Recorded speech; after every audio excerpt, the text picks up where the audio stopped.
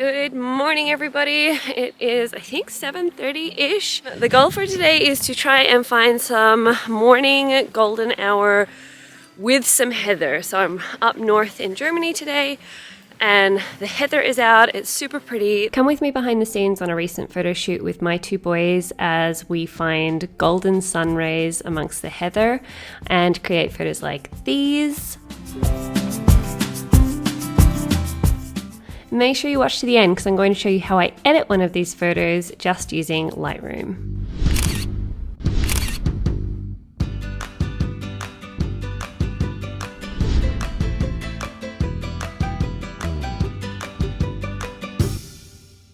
So I'm going to do my best to take you guys with me, set up the camera for some behind the scenes, talk about the locations and so on.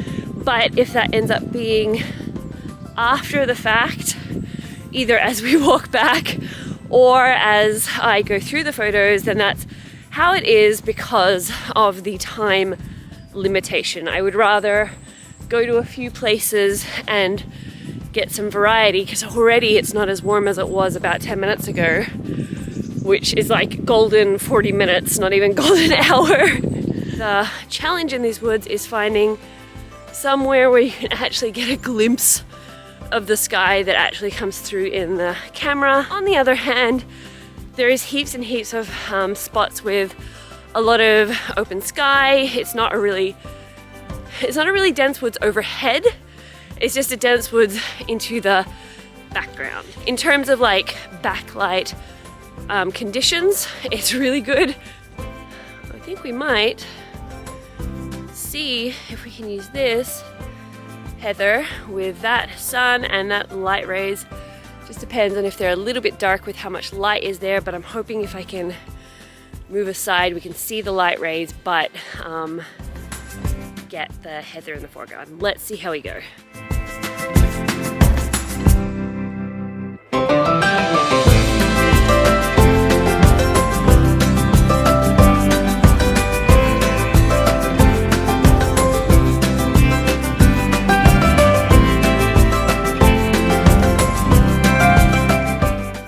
Because we're here for heather photos doesn't mean we only need to do heather photos. This forest is also really great for some kind of mysterious mossy woods. I like that there's like these trees sort of closer in the foreground and then the next ones go kind of further back.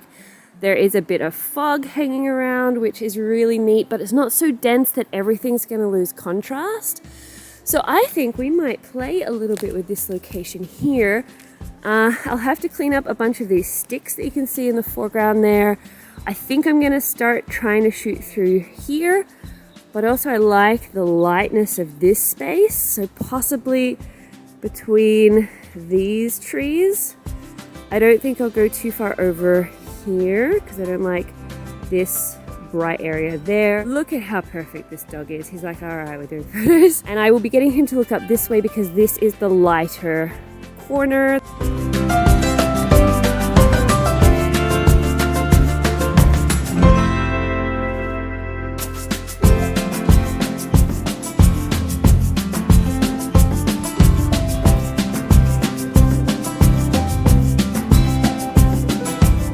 The problem is, and I don't know if this is just a me problem, but whenever I'm working with light like this, whether it's sun rays or like the most brilliant orange golden light, I've got sun rays coming up there, is that I'm in a panic to try and find the perfect spot because you only have so much time. It's a really limited kind of situation and you have to find the spot in that moment to make it work, and that's really hard because you might be missing something here, there or somewhere else, but of course you're not going to know.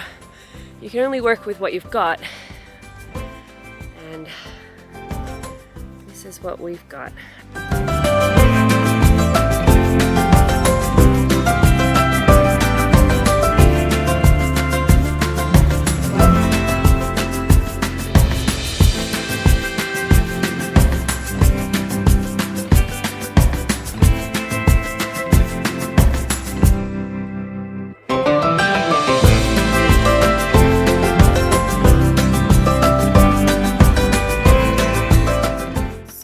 just found this spot here with this stump there, and I thought I could pop the dog on that. We get a heap of kind of foreground happening with this bush and this little tree, and I really like this bokeh in the background where you have this kind of line of little spots. But I think we're done with the sun rays for now.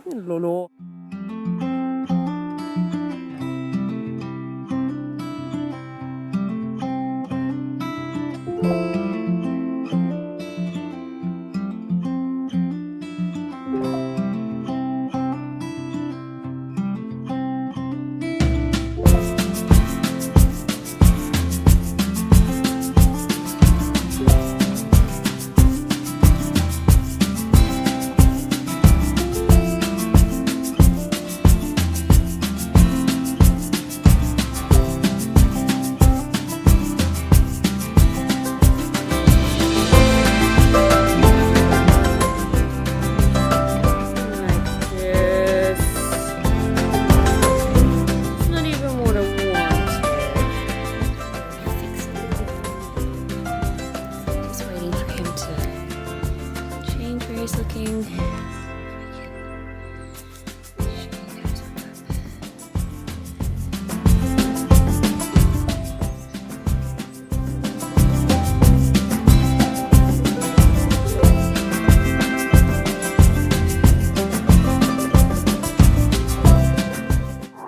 So we're a little bit over it, but I just wanted to get one last photo in the heather here. I like this soft bokeh in the background. It's quite small.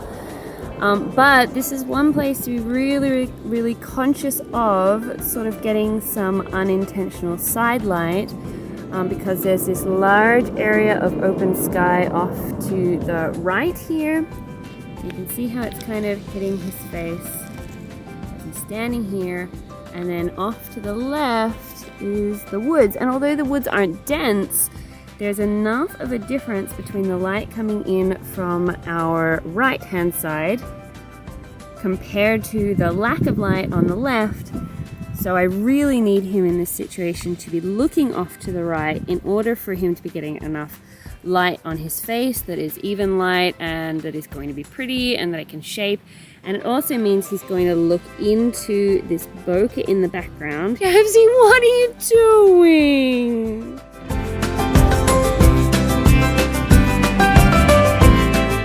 It's me back from the north, back home and ready to dive into some editing. But before I do, I'm new in this whole YouTube world, so if you're enjoying what you're watching, if you want to learn more about taking beautiful photos of your pets, make sure you hit like, subscribe, the bell, I don't know, the whole thing. You guys probably know this better than I do.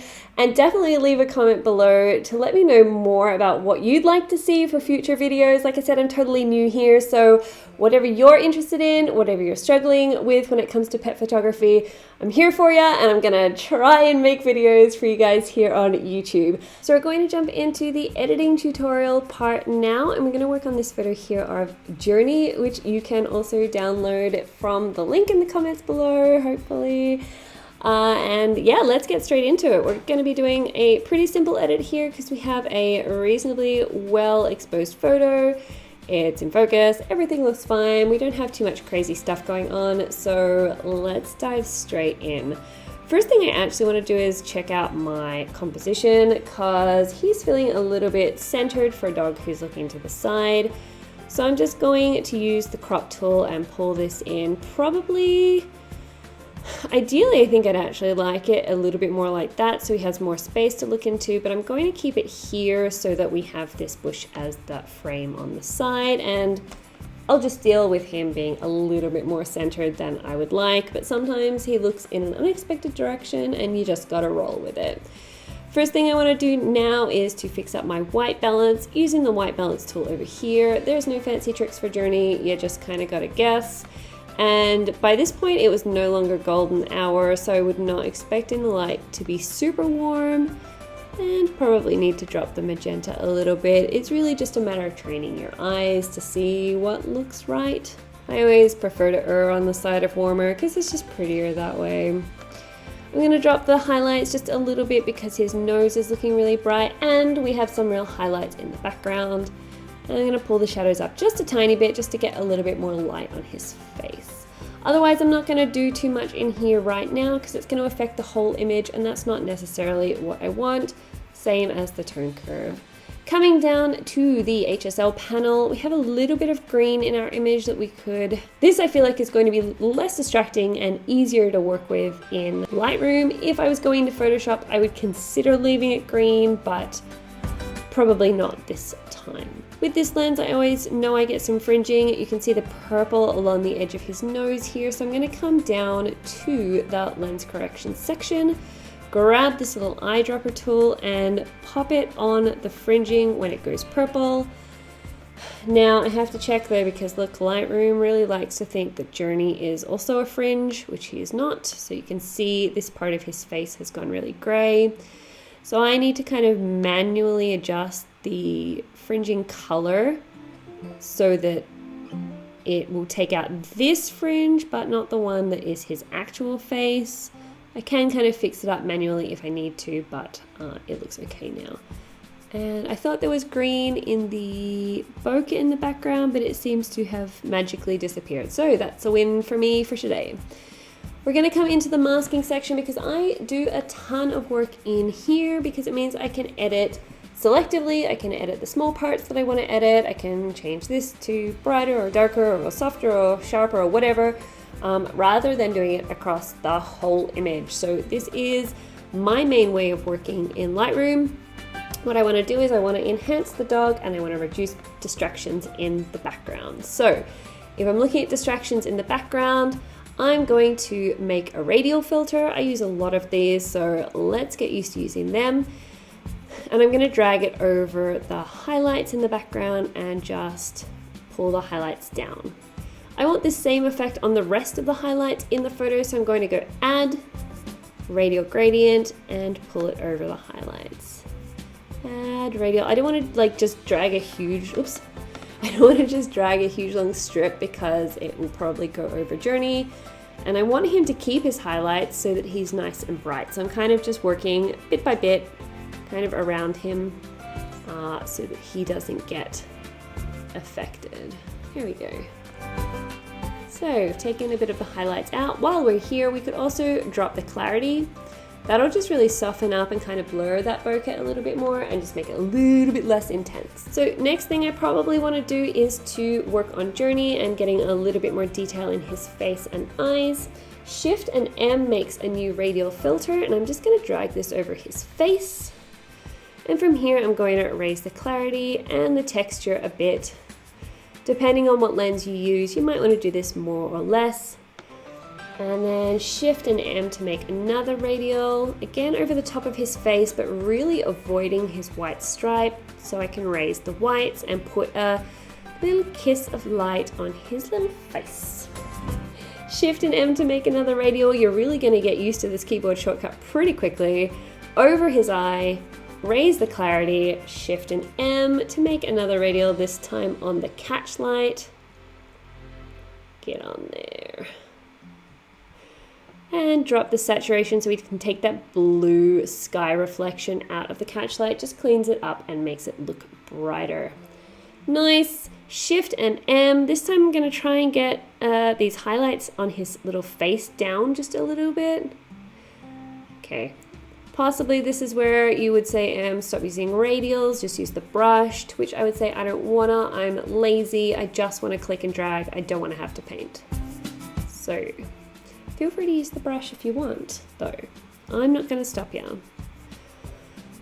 Coolio, so now we have a bit more light and shape and definition on Journey's face.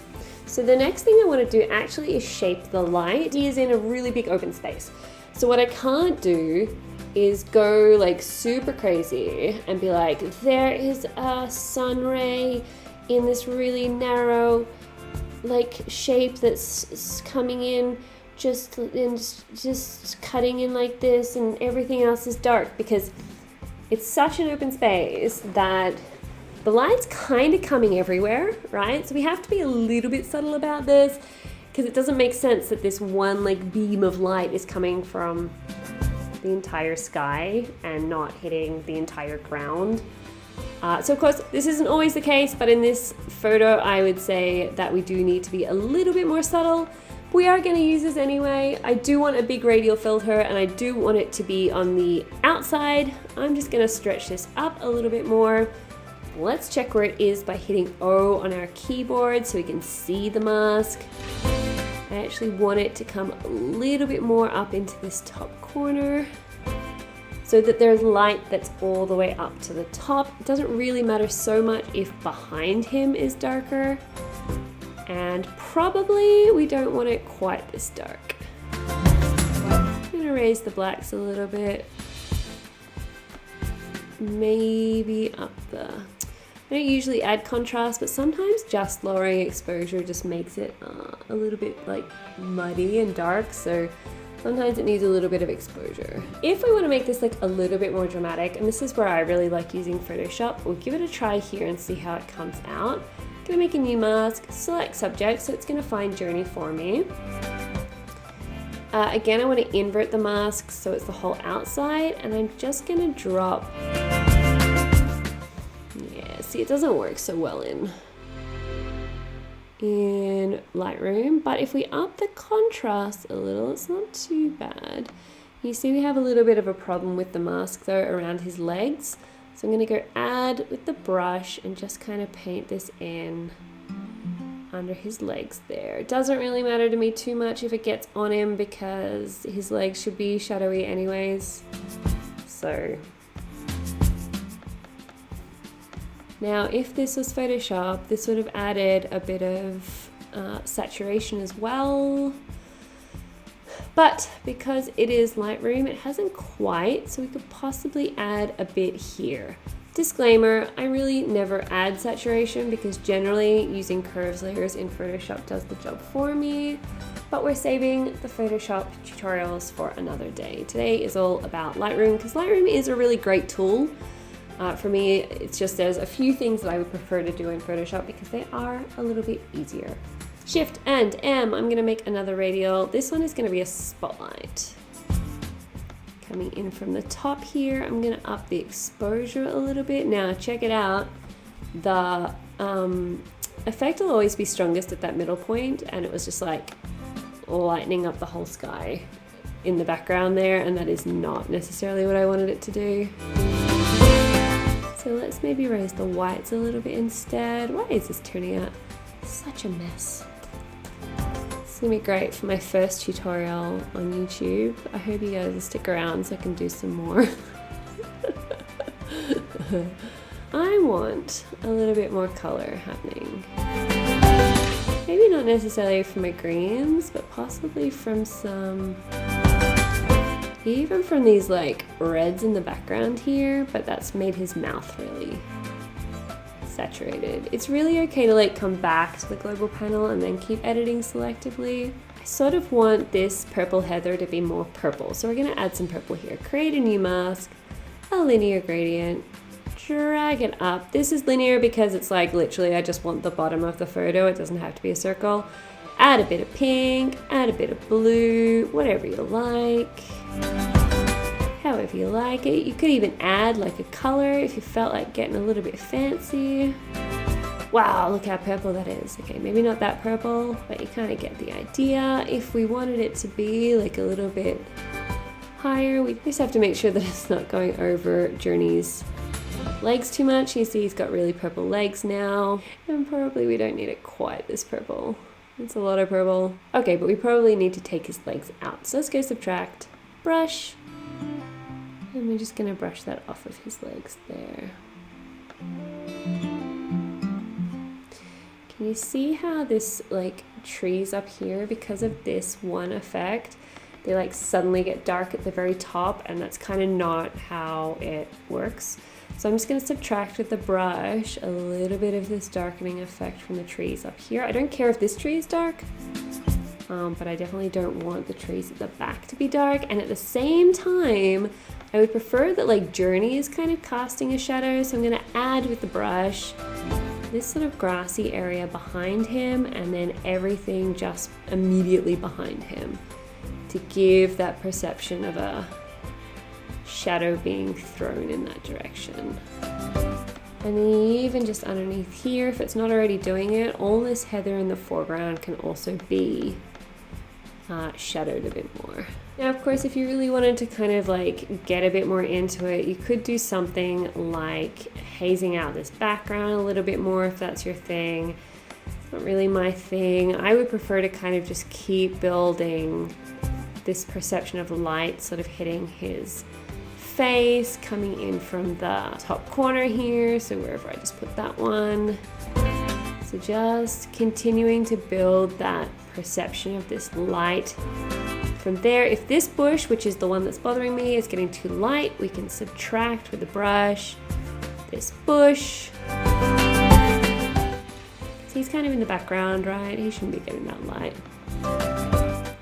We can maybe add this to Journey's inside leg a little and the inside of his body, since if we're saying the light's coming from up there, it would be hitting that shoulder. It's feeling pretty good. One thing we could look at doing would be to warm up the background back here, but not necessarily where the heather is. So I'm gonna make another linear gradient and just drag it right down so it kind of starts overlapping the heather a little bit, but hopefully not too much. And I'm gonna remove Journey from this mask because I don't want him to get more yellow. Let's see what happens if we add like a little bit of warmth and maybe a little bit of magenta. I don't want to give the whole thing the feeling of being a little bit too magenta though, so just have to watch out. And then let's take a little bit of that color out. So what I've done is I've shifted the hue of it with these two tools. You could do a hue adjustment, but I find even with the fine adjustment that it is really temperamental and all of a sudden you end up with pink. I think I would rather have it more this warm tone like this. This area behind here is still bothering me a little. I think we could darken it out just to stop your eye wandering in that direction. Maybe even just take the highlights down. A couple of these leaves are really bright, so just dropping the highlights will make them a little bit less bright. This little bokeh spot is something that I would fix in Photoshop. I'm wondering if we could just dehaze it a bit. Again, we need to take Journey out of this mask, otherwise we're going to dehaze his head. And then possibly we can add this effect to a couple of these other bokeh spots, just so to make them a little bit more glowy. I don't know if I would necessarily do it to every single one of them or if it's gonna end up a bit much. And if we add a bit of yellow to this as well, we can get a bit of a backlight effect. We do have to be careful because you see we have a bit of a problem with this one, especially when we add yellow, it's getting brighter and brighter. Yeah, I'm not such a fan of what happened to that one just now, so I'm going to take the yellow out. That'll teach me for just slightly clipping those highlights. I don't mind it so much with a little bit more of a glow. That's kind of pretty. I can possibly add yellow from here. A bit much. Let's just tone it down a little bit. And can you see now the fringing that's come out on the edges of these as well? That is not pretty. Come back down to the defringe area and see if we can tell it about this yellowy color we're getting. That's a lot better than it was. Can you see that greenish tinge is now gone? I'm gonna take a little bit of a color cast out of Journey's chin here, and then I think we're pretty much almost done. This is another area I might use a brush, but I am feeling a little bit lazy, so I'm just going to do it with the radial for now. And just pop that on his neck.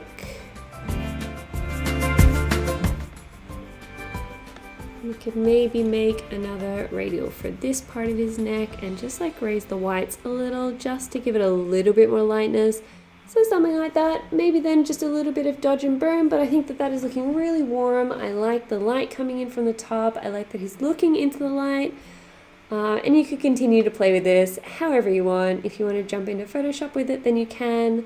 But I think that that is looking quite pretty, especially for a Lightroom edit where we have a little bit more limited tools. Yeah, so I hope you really enjoyed this tutorial. Like I said, if you have any questions, comments, ideas, suggestions, drop them in the comments below. Otherwise, there are a bunch of speed edits that I've uploaded to my channel previously, so you can go ahead and put them on slower speed, so you can watch them through and see me do the same process, but in Photoshop probably, on a couple of different photos. So definitely go and check those out if you enjoyed this editing tutorial, and I will see you guys next time. Happy photographing!